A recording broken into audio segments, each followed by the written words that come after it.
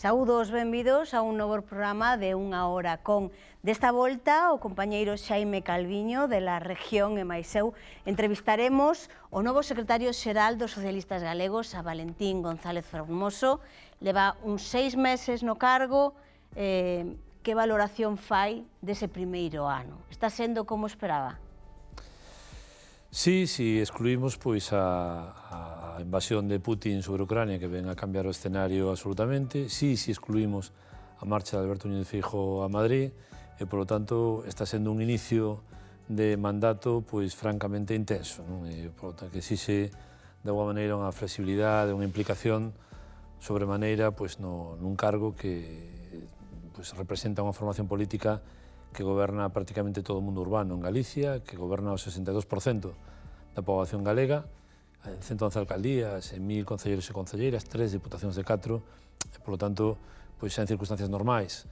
É un cargo exixente, agora mesmo nas circunstancias onde temos que estar un pouco elevando o nivel da nosa capacidade propositiva ao goberno galego e ao Parlamento galego e á sociedade galega, en definitiva, pois todavía máis intenso se cabe, non? Acaba de falar de esa partida de Feijóo, de quen vostede di que non foi quen ou non foi capaz de sacar adiante os proxectos estratégicos de Galicia.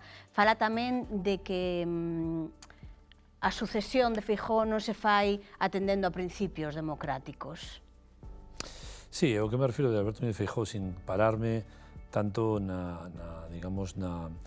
grandes cifras, de un país que deixa con máis paro que cando el chegou no 2009, con un endeudamento moi superior a cando el chegou en 2009, con menos xente vivindo en Galicia que cando el chegou en 2009, con a Galicia máis miúda, con a Galicia que investiga menos, con a Galicia con menos rapaces novos dos que había cando el chegou.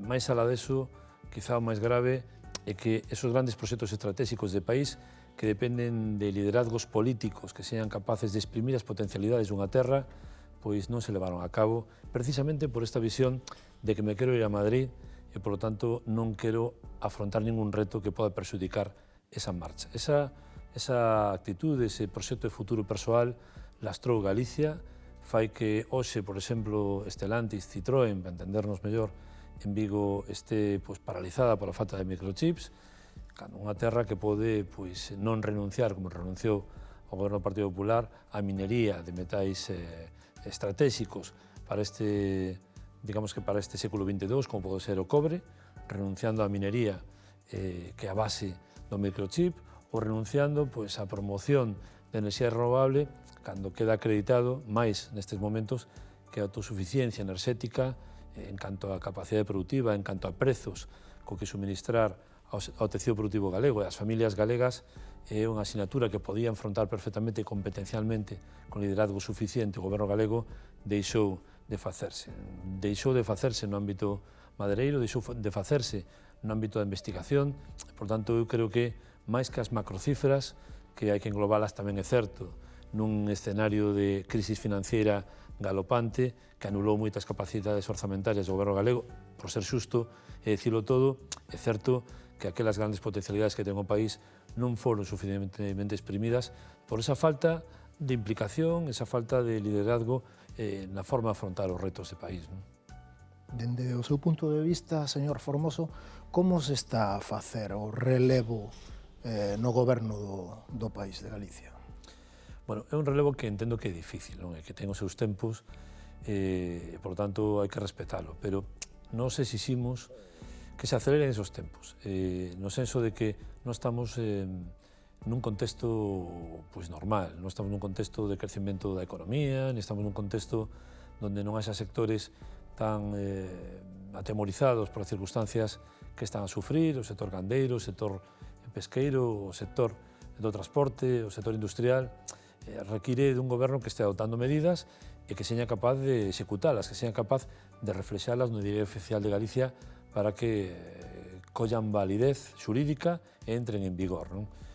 Vemos algún anuncio que outro, pero que non se chega a materializar, porque o goberno está máis pendiente de se seguirá na súa carteira o conselleiro de turno e quen será o sucesor de Alberto Núñez Feijóo. Eu contestando a pregunta, Xaime tamén contestando a tua pregunta, eu creo que respetando os métodos autoorganizativos desde cada formación política de como escollen os seus líderes, dame pena pois, que unha formación política que agora mesmo dirixe a presidencia da Xunta de Galicia pois, renuncie a aqueles principios que di defender, principios democráticos que están insertos no principio de sufragio universal, no principio de soberanía da militancia dunha formación política que ten que ter a capacidade de transmitir a súa liberdade de elección na determinación de quen vai a ser o seu líder, neste caso o presidente da Xunta de Galicia. A fórmula é 4 baróns provinciais que deciden repartirse un goberno autonómico. Eu creo que non é a mellor sinal para unha Galicia do século XXII, para unha Galicia que abraza na forma de concebir a política pois esos principios desde hai décadas. Cree que iso lle pasará a factura ao Partido Popular nas vindeiras autonómicas? Bueno, eu creo que vai a depender máis do que fagamos o resto. É dicir, a ciudadanía ten que poder escoller entre proxectos políticos que lle xeren confianza, no que señan capaces de albiscar solvencia por parte dos liderazgos, que o que señamos capaces de transmitir seña nunha política destructiva, sino constructiva, unha política propositiva. Eu creo que conseguindo eso nun camiño que no noso caso está iniciado evidentemente, pois eu creo que haberá un cambio na Xunta de Galicia seguro. A chegada de Feijóo ao Partido Popular de España coincide ca entrada de Vox por primeira vez nun goberno institucional, nun goberno autonómico, Castela e León. Que lle parece a vostede esa situación? Pois a mí me parece preocupante, non? É dicir, xa non só a min, é dicir, o presidente do Partido Popular Europeo chamou a atención do Partido Popular Español alertando de que non debía de permitirse que entraran as institucións a extrema dereita. Unha extrema dereita que máis alá de calificativos, que poden ser lemas, hai que ir ao fondo da cuestión, os posicionamentos nos temas que son absolutamente contrarios e antagónicos ao sentir da maioría social de Galicia e de España en xeral. Acabamos de ver, me parece preocupante, esa connivencia entre a formación política Vox e o seu ideario e a formación política Partido Popular e o seu ideario, xa con Alberto Núñez Feijóo de presidente. A semana pasada, no Senado, votaron en contra dunha lei que finalmente foi aprobada co voto en contra do Partido Popular e de Vox de que este prohibido acosar a unha muller por decidir exercer libremente o seu dereito ao aborto. É dicir, que unha muller no século XXII en Galicia que acuda a unha clínica legal a exercer o seu dereito ao aborto podía legalmente ser acosada sin que esos acosadores ou acosadoras tiveran ninguna consecuencia penal. Ese escenario estaba avalado polo Partido Popular, avalado por Vox. Ese escenario co que se acaba coa aprobación desta norma votase en contra por parte do Partido Popular de Alberto Núñez Feijóo. Co cal nos preocupa ese tipo de posicionamentos. Nos preocupa que se lle permita a Vox incorporarse a varias consellerías, entre esa de Cultura, a de Industria, a de Emprego, en Castela e León. E nos preocupa que en Francia nos vayan a dar unha lección democrática, unha das grandes cunas da democracia mundial, pois outra vez dicindo a extrema dereita que hai un muro democrático que ama os principios da Revolución Francesa, libertad, igualdade, fraternidade, e que non vai a permitir que a extrema dereita, por moito que se modere, por moito que se maquille para intentar chegar ao elixio, non vai a ter a posibilidade porque a sociedade francesa responde. Eu creo que en España ocorrirá o mesmo e o Partido Popular de Núñez Feijóo se verá penalizado constantemente cada vez que faiga unha aproximación a ese tipo de electorado, ese tipo de ideoloxía, cando a moderación creo que a bandeira que neste país durante décadas foi a formación política, o principio político e o escenario político onde triunfan os liderazgos políticos. E o feito de que Feijóo non fose a esa toma de posesión? Bueno, eu creo que forma parte desa habilidade que ten Alberto Núñez Feijóo de marketing político, pero eu creo que o que vamos a poderemos ver é rascando un pouco máis aló dese marketing político, deste tipo de posicionamentos estratégicos a curto plazo, empezaremos a ver como nas tertulias, como nos medios de comunicación, como nos artigos de opinión, como a sociedade empezará a falar deste tipo de posicionamentos ideolóxicos que se dan nas cámaras onde determinan e condicionan as nosas vidas. Insisto, esta semana pasada, Alberto Núñez Feijóo deu a orden ao seu grupo parlamentario no Senado de que se votara en contra de que unha muller non poidera ser acosada por exercer un dereito que está absolutamente asumido pola ciudadanía española e, evidentemente, por todo o mundo occidental. Ese tipo de escenarios se van a dar, ese tipo de maquillaxe xa non vai a valer como valía, en certa medida, aquí en Galicia durante moito tempo. Hai medo de que a ultradereita poda chegar a entrar ao Parlamento galego? Bueno, eu, Plantexamos ese escenario ou non? Creemos que non. Bueno, ese escenario hai que barallalo como sempre posible, pero non hai que, eu creo que non hai que dramatizar as cousas, non? É dicir, a ciudadanía é libre de exercer e de, digamos, que determinar que formacións políticas teñen que estar representándoa nunha cámara, non? Pero eu creo que temos que facer, insisto, ofrecer o mellor de nós mesmos. Significa honradez, significa compromiso co país, significa ser propositivos, practicar a política con unha dosis importante de responsabilidade para evitar que as formacións políticas que se adican 24 horas ao día a decirle a xente o que queren oír nun momento persoal difícil para milleiros de persoas, para milleiros de traballadores e traballadoras, teñan a máis mínima opción, porque xa pasou con Podemos durante moito tempo. Foron quen de tocar as teclas idóneas para que a ciudadanía que estaba a pasar mal confiara en eles, nun momento onde a honradez, onde a prudencia política, onde a responsabilidade política estaba posta en tela de xuicio nas formacións políticas convencionais, as tradicionais, non? Por tanto, tiveron oportunidade, xa vimos o que dan de sí, pasará exactamente igual con vos. Eu creo que non lle temos que dar esa opción, e a mellor maneira de non dar esa opción non é demonizalos, nin dramatizalos, nin decir que será un drama que entre nunha cámara de representantes, non? Sino que, sobre todo, a mellor maneira de evitar que a extrema dereita que a extrema esquerda entre unha cámara de representantes políticos é exercer a política con responsabilidade, con compromiso e dicindo a xente a verdade, non? Vostede, estamos falando do Parlamento, vostede non ten presenza no Parlamento, partido sí, evidentemente, pero vostede non. Vota de menos eso? Sí, eu voto de menos, pero é certo que se confirma o que eu pensaba cando decidín dar o paso á frente desta formación política, non?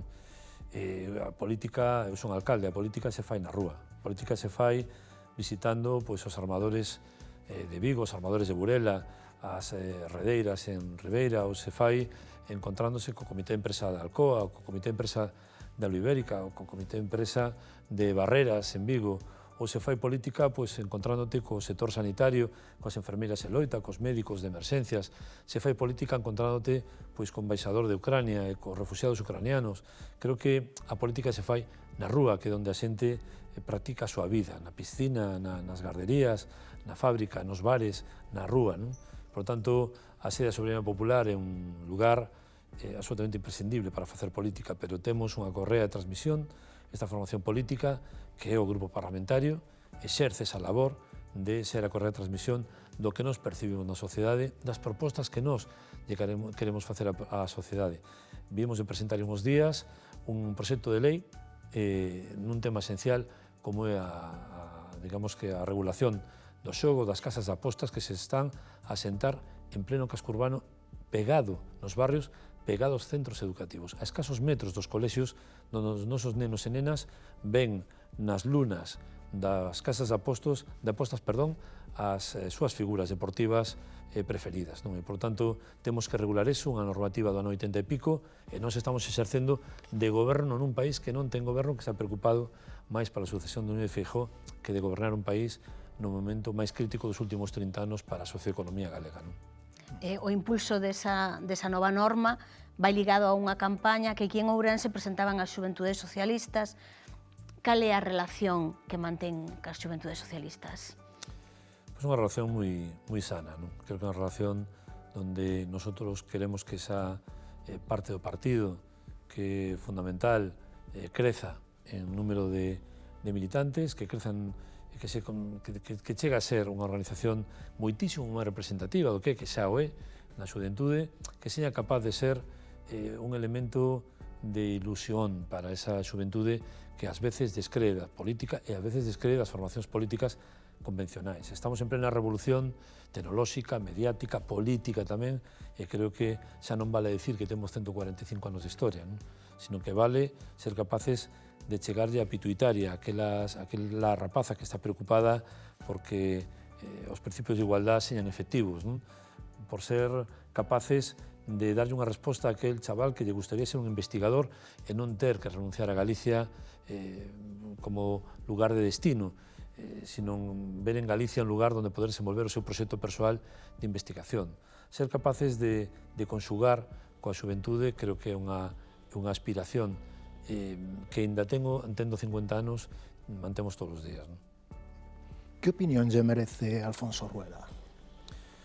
Bueno, pois eu teño unha boa relación persoal con él, sinceramente. Unha boa persona e creo que é un bon comenzo nun momento onde necesitamos sentarnos a falar de pactos de país. Nosotros ofertamos 4 pactos de país ao goberno do Partido Popular con Alberto Núñez Feijóo e ainda estamos esperando unha resposta. Si no peor momento dun país, cando un transportista non pode arrancar o camión, cando un pescador non pode ir a pescar, cando un operario ao mellor non ten supervivencia a súa empresa, non nos sentamos a falar de pactos de país que adolecen de prezos de enerxía brutais nun país que xera enerxía, ou cando os gandeiros adolecen de prezos de forraxe exorbitantes coa guerra de Ucrania nun país que podría ter un potencial forraxeiro enorme se chegamos a unha ordenación territorial pactada que non teña coste político para o que goberna solamente, sino que asumamos tamén a oposición cando se vai a sentar. Cando as cousas vayan ben, eu creo que a unión dun pobo pequeno como un pobo galego, como decía Celso Emilio, somos pequenos, pero chegamos ata as estrelas, hai que demostralo falando. Eu creo que hai que ser positivos, constructivos, xa haberá momento de combatirnos, xa haberá momento de confrontar proxectos, xa haberá posibilidades de distinguirnos, pero creo que nos temas de país todos queremos a Galicia, todos queremos que nos vaya mellor a todos os que representamos este país e, por tanto, eu creo que é imprescindible que o representante que seña do Partido Popular, se Alfonso Rueda, que seña Alfonso Rueda, seña canto antes polo ben do país e, sobre todo, que nos sentemos a falar do que a ciudadanía quere que nos sentemos a falar, que son das cousas que lle perxudican ou lle benefician, pero que en cualquier caso lle condicionan a vida.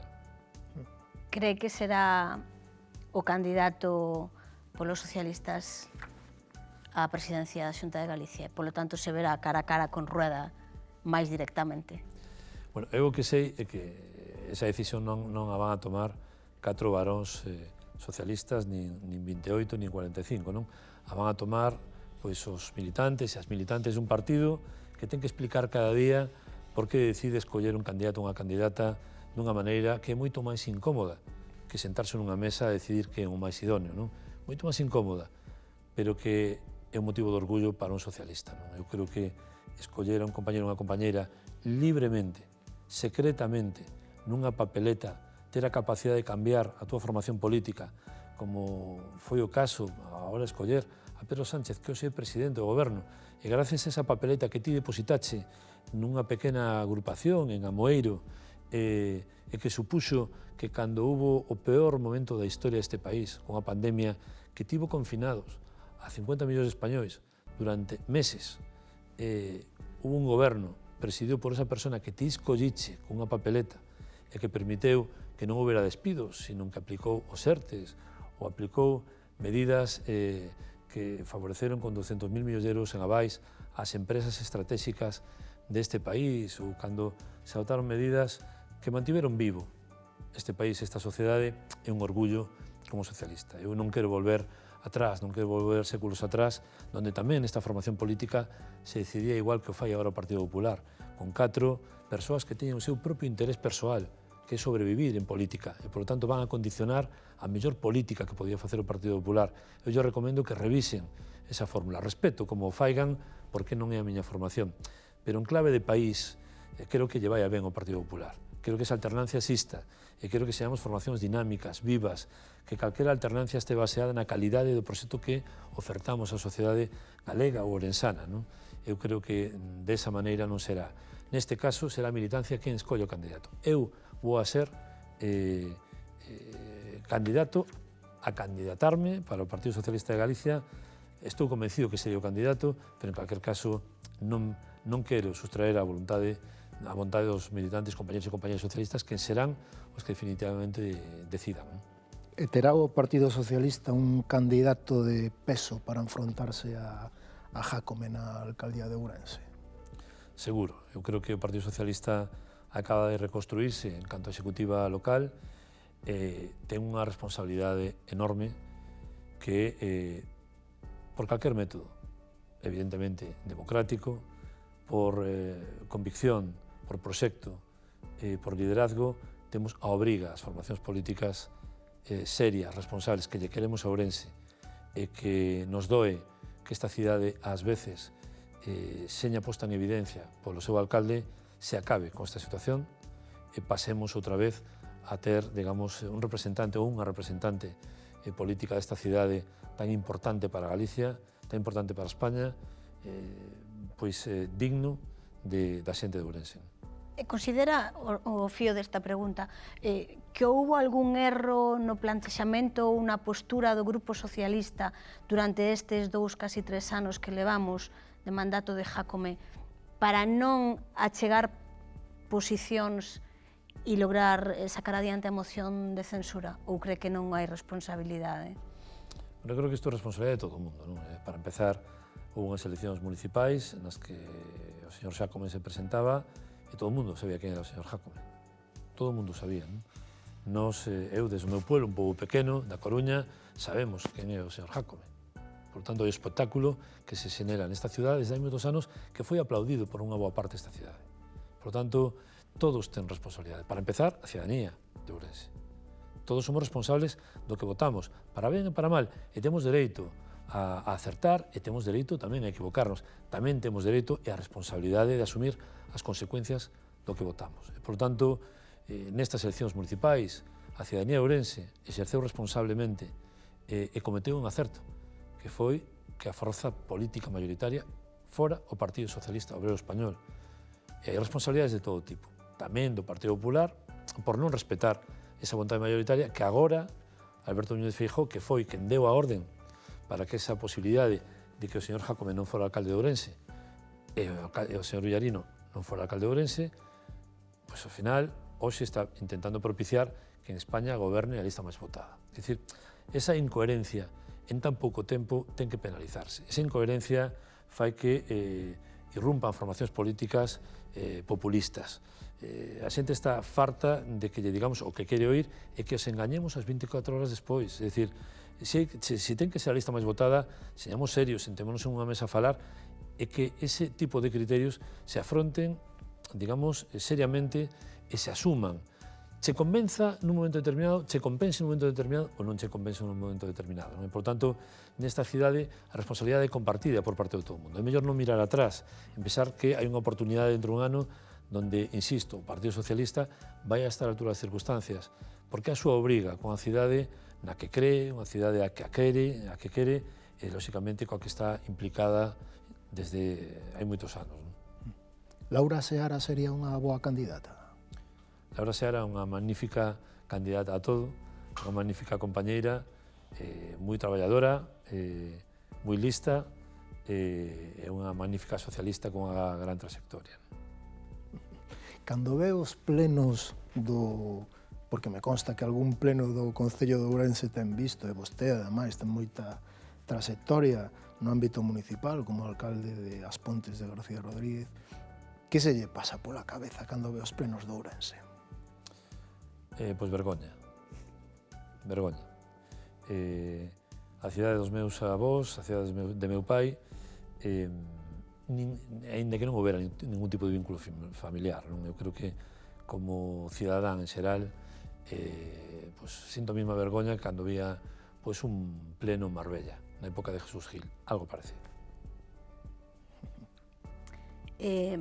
Cree, bueno, no que lle queda de mandato a Jácome, está claro que vai non aproveitar, de feito, agora presenta proxecto día sí, día tamén, vai non aproveitar para agotar toda esa disponibilidade, todo ese remanente que quedou aí de outros anos. Non? Cree que a cidadanía vai ser capaz de distinguir Totalmente, totalmente. Pero volvo a mesma reflexión que facía inicialmente. Vai a depender de que o resto de formacións políticas non lle poñamos difícil á ciudadanía. Faigamos proxectos realistas, solventes, non somos formacións perfectas, nin o que presentemos vai a ser perfecto, ni moito menos, non? Pero temos que facer o esforzo de facer proxectos con persoas que lle queiran a cidade, que teñan visión de futuro, que teñan capacidade de comprometerse, de pactar aquelas cousas que sean para a cidade no ámbito urbanístico, no ámbito do emprego, no ámbito da retención do talento, no ámbito dos cuidados sociais, da promoción social. Por tanto, eu creo que a ciudadanía de Ourense é unha ciudadanía intelixente, como poda ser a de outra cidade galega, absolutamente, e, por tanto, vai a votar ben. E votar ben significa unha formación política que non este liderada por quen é o responsable deste esperpento, que para mí parece, sinceramente, unha auténtica vergoña. E me doe calificalo así, porque non son nada agresivo políticamente con naide, non? Pero de verdade que o caso de Ourense, do alcalde de Ourense, é un caso esperpéntico, vergoñento, e que, sinceramente, é indefendible, non? É consciente da división que existe no socialismo ourensán e de que esa división chega aos cidadáns, que quizá tamén haxa aí algo de responsabilidade, non hai unha opción que represente unha unidade pola que inclinarse. Cree que vostede será capaz de rematar con esos enfrentamentos? Bueno, eu o que sí que estou convencido é que a xente que decirlle a verdade. E, por tanto, non hai perfección en ninguna organización política. Pero algunhas maquillan máis que outras. Acabas de dar na clave, pero a ciudadanía eu entendo que hai que tratala como un ente maduro. Non son nenos nin nenas as que haya que dicirlles que existe o cocón, nin moito menos, nin que ven o lobo cando non te comes as galletas. Eu creo que a ciudadanía hai que dicirlle que nas formacións políticas hai moitos problemas de convivencia, moitos problemas. Aínda levándonos ben, hai criterios dispares a hora de afrontar os problemas, hai distintas opinións, hai xente que ten aspiracións legítimas absolutamente, pero ás veces son desenfreadas, outras veces son máis ordeadas, xente máis paciente, xente máis impaciente, nunha organización na que conviven miles de persoas de distintas procedencias, formacións e sensibilidades, pois evidentemente esa situación se dan. Algúnas son capaces de maquillalo máis que outras, pero esa realidade a ciudadanía ten que saber, é perfectamente consciente de que existe, non? Coincide que os que non a maquillan ou non a saben maquillar sempre é a esquerda. Basicamente, BNG e PSOE son as loitas internas que vemos. No Partido Popular non se ven tanto, ou non nos chegan tanto. Eu aspiro a que a ciudadanía non vote en función de quen vota mellor maquillaxe, sino de quen seña capaz de, entendo, que a unidade hai que exercela, hai que demostrala, non? Pero creo que a responsabilidade, neste caso do socialismo, que é o que me toca representar, é que toda aquela compañeira que non vai a ser capaz de poñer por diante os intereses da cidade de Ourense non vai a ter posibilidade de incorporarse a este proxecto socialista dirixido por Valentín González Formoso.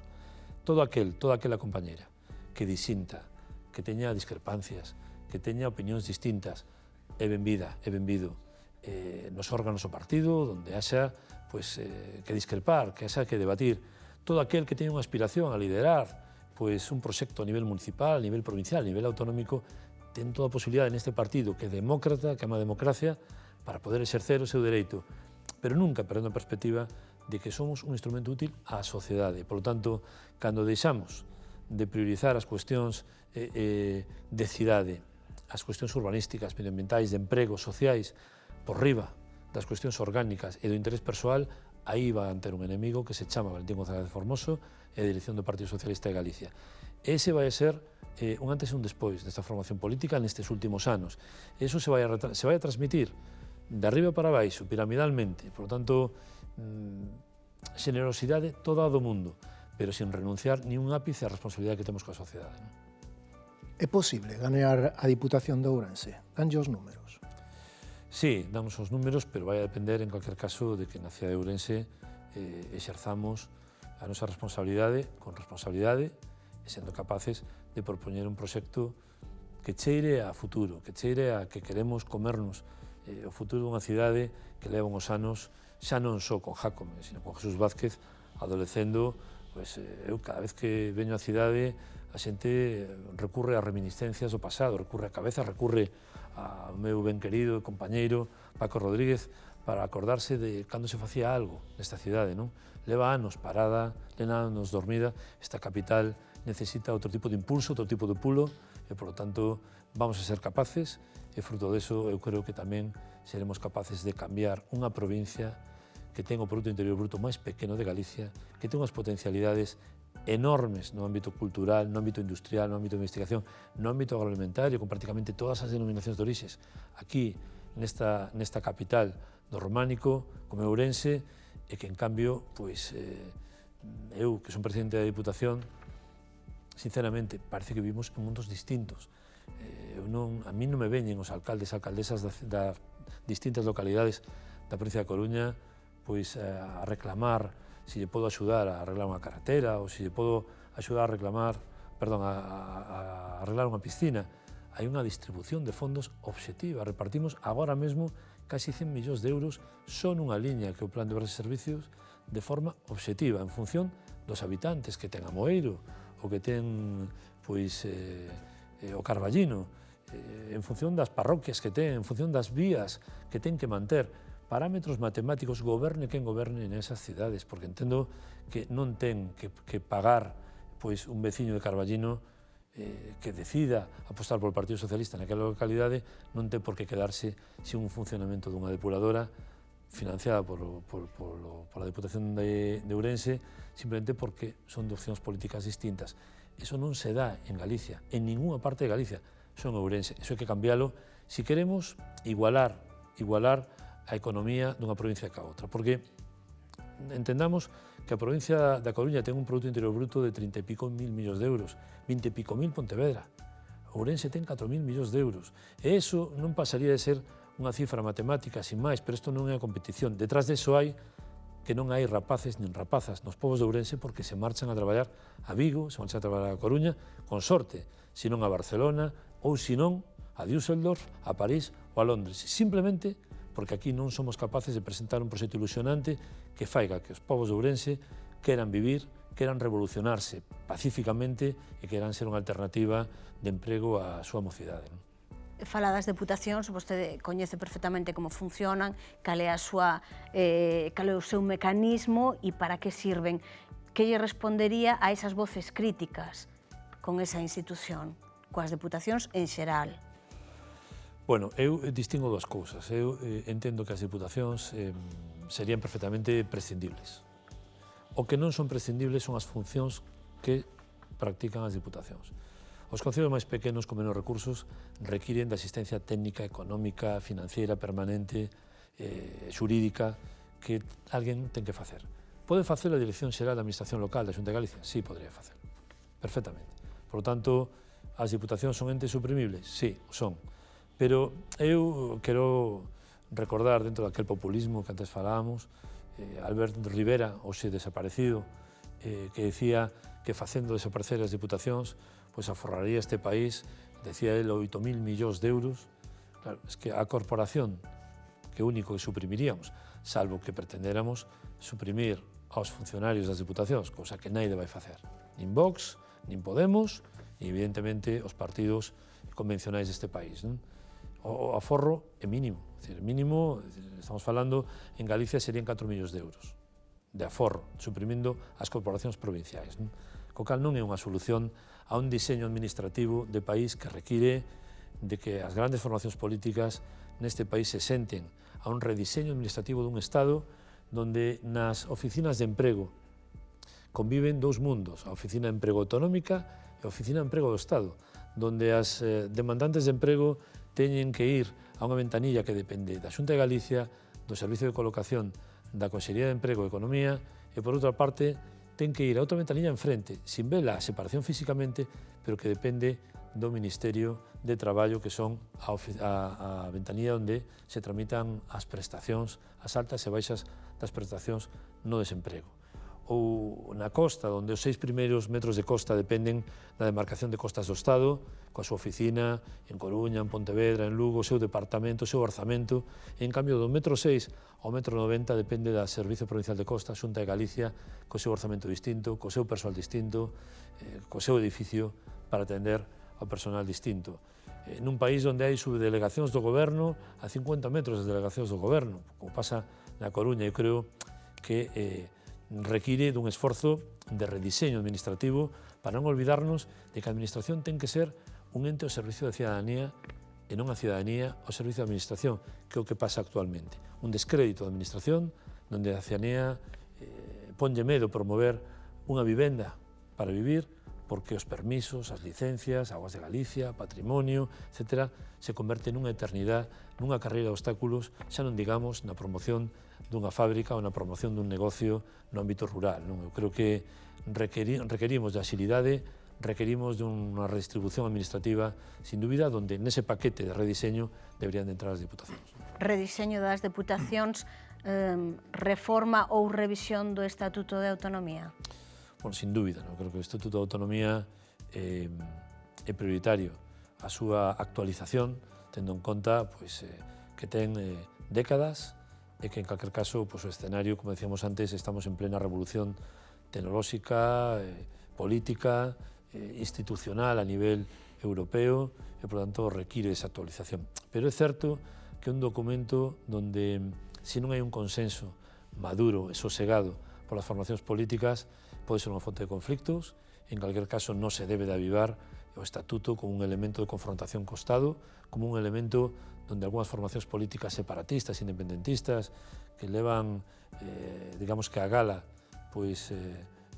entender o Estatuto como un mecanismo de confrontación e de separación do resto do Estado, evidentemente é unha fórmula que nós non compartimos, que vamos a combatir, que, por tanto, entendemos que a mellor maneira de combatila é propoñendo que se faiga esa reforma de forma sosegada e consensuada. Vostede que é alcalde e presidente da Diputación e, polo tanto, coñece moi ben a política máis cercana, a política municipal, a política provincial, e que tamén é fillo de Ourensán, que é o que primeiro que faría se fora alcalde de Ourense e presidente da Diputación de Ourense? Bueno, como alcalde de Ourense non sabría contestarche, sinceramente. Eu creo que se podría aplicar as dúas institucións despois de décadas, evidentemente, de un control absoluto dunha familia, que é a familia Baltar, e dunha formación política que é responsable, seguramente con acertos, pero é a gran responsable de unha provincia que adolece de pérdida de xuventude, de pérdida de oportunidades no ámbito do emprego, dun clarísimo intervencionismo na autonomía local que conleva, insisto, que haxa un hiperpresidencialismo que fai que esta provincia seña menos dinámica e, ao final, o sufre a propia cidadanía. Eu creo que require dunha apertura de portas. Cando falo de transparencia, non me refiro a ser o primeiro no índice de transparencia, como pasa coa Deputación de Ourense, que a institución, según a Deputación, é un índice pagado pola propia Deputación, a Deputación máis transparente de España, curiosamente. Pero me refiro a unha apertura de portas, me refiro a un período de consultas coa cidadanía, me refiro a un período de intercambio de opinións, período de ilusión, de que a cidadanía se poda ver outra vez implicada e reflexada nunha institución como pode ser a Deputación ou como poda ser unha alcaldía. Fixemos na Deputación da Coruña un proceso parecido nunha institución que levaba a burguesada 200 anos, concretamente. Entendíamos que esa permanente posta en tela de xuicio da Deputación por parte da cidadanía había que darlle a volta. E esa revolución foi empezar a falar dos 3 ou 4 temas que a cidadanía está absolutamente preocupada. Neste caso era o emprego, e, por tanto, nosotros fixemos unha clara aposta transversal en todas as áreas da Deputación porque se dinamizara a Deputación no ámbito da xeración de emprego. Un plan de emprego local que, cando nos chegamos, adicaba 1 millón de euros, que hoxe adicou o ano pasado, peche de exercicio, 25 millóns de euros, por exemplo. que o reparto de fondos cos concellos deixara de ser presidencialista, que tivéramos que os alcaldes esperar nunha sala de espera a que o presidente che dera a oportunidade de besarlle o anillo e che dixera a ti sí e a ti non en función de quen eres. Non, fixemos unha revolución, pasamos de aportar aos concellos de forma obxectiva de 24,5 millóns de euros a 100 millóns de euros, que é unha cantidade enorme de recursos que fan que os concellos a veces teñan incluso problemas de execución pola cantidad inxente de recursos que lles remitimos. Empezamos a incorporar a Deputación as grandes prácticas de incorporación nas licitacións en aberto, evidentemente, as cláusulas sociais, as cláusulas de igualdade, as cláusulas demográficas. Agora mesmo, a primeira oficina de xestión de fondos europeos de toda Galicia aprobou a Deputación da Coruña con un custe de 600.000 euros a ano. Pero a miña petición só foi unha, que non se asentara na Coruña nin en Santiago. Aséntase nun pequeno pobo de 1000 habitantes onde a alcaldesa da Coruña, se quere xestionar un proxecto importante para a súa cidade, ten que ir a esa oficina. Non ten por que ir o alcalde da Capela a xestionalo a Coruña como que tradicionalmente é así. Se apostamos pola loita contra a perda demográfica, temos que ser consecuentes e adoptar posicións revolucionarias. Eso é o que fixemos nesa casa. Eu creo que é necesario nesta provincia unha revolución tranquila, que respete as tradicións, pero que teña fame de liderar cambios, que teña fame de darlle oportunidades á xente e que aspire a quedarse neste territorio e que non vexa Ourense como un lugar ao que volver en Navidad. Acabase o noso tempo, pero voulle facer unha última que ten que ver con esa revolución da que vostede fala. Antes tamén nos recordou todas esas riquezas que ten a provincia de Ourense, que son moitas, pero hai algo que falta en Ourense, que é xente moza. Cree que se pode levar a cabo esa revolución ca poboación que temos agora mesmo, cunha poboación tan envellecida? Eu creo que neste mundo está casi todo inventado. Eu creo que hai que estudar, hai que investigar, hai que ver casos similares. Temos Irlanda, que tiña a mesma poboación que Galicia no ano 61, exactamente a mesma. Hoxe ten 6 millóns de habitantes, Galicia ten 2.700. Irlanda tiña un problema de perda demográfica importante.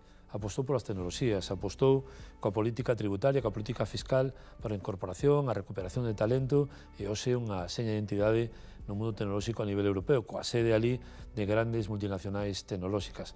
En Ourense hai que ter fame de cambio, hai que ter fame de ilusión, hai que creer que cando o AVE chega aquí vai a revolucionar Ourense, pero hai que ter prevista esa revolución, como optimizar a chegada da alta velocidade a Ourense non estaba estudado, pero en Ourense, na Coruña, nin en Pontevedra non estaba estudada en Galicia que alternativas iba a xerar de novo o AVE en Galicia. E seguironse ampliando aeropuertos, e seguironse ampliando ata os aparcamentos dos aeropuertos, cando a chegada do AVE a Galicia revoluciona o sector do transporte. Eso pasa nos outros ámbitos políticos, nos ámbitos sociais, nos ámbitos económicos e culturais. Creo que necesitamos creer en nós mesmos. Eu creo que non vai a ser en 2 anos nin en 4, pero ir plantando esa semilla, cambiar o discurso, creer que Ourense ten futuro, non vai de ir a sacar unha foto a unha universidade americana como presidente da Deputación. Eso fai calquera, e pagar 8.000 euros ou 20.000 euros a unha consultora, e pagar o billete de avión e volver. Non se trata de eso. Se trata de sacar liñas, como nos facemos, donde 3.500 empresas emprendedoras na provincia de Coruña foron creadas dende o ano 2016. Empresas que empezaron sendo proxectos de autoemprego, e coxe algunha delas ten 244 traballadores no ámbito tecnolóxico, simplemente porque fomos quen de tutorizalos, fomos quen de crear espacios de coworking, que xa son 10 espacios de cotraballo, donde coexisten temáticas concretas e donde un rapaz de Amoeiro que se dedica á biotecnoloxía, pois convive con un investigador no ámbito científico, convive con unha empresa comercializadora dos seus produtos, convive con un ecosistema que ten que ver co que lle gusta, que ten que ver coa súa aspiración profesional. 3.600 empresas creadas dende o ano 2016, simplemente ás veces dando unha axuda de 25.000 euros e creando un lugar de espacio de traballo onde esté cómodo e onde vexa futuro e teña sentido o seu asentamento. Vai de creer nas capacidades de un mesmo, eu creo que Ourense necesita eso. Ten vostede un discurso moi conciliador que poucas veces se escoita en líderes políticos nin dun lado nin do outro e repite moitas veces a palabra creer. Agradecémoslle moitísimo que estivera hoxe aquí con nós, grazas Xaime tamén, como sempre un placer. A todos vostedes, pois espero que disfruten co programa e volvémonos a ver pronto.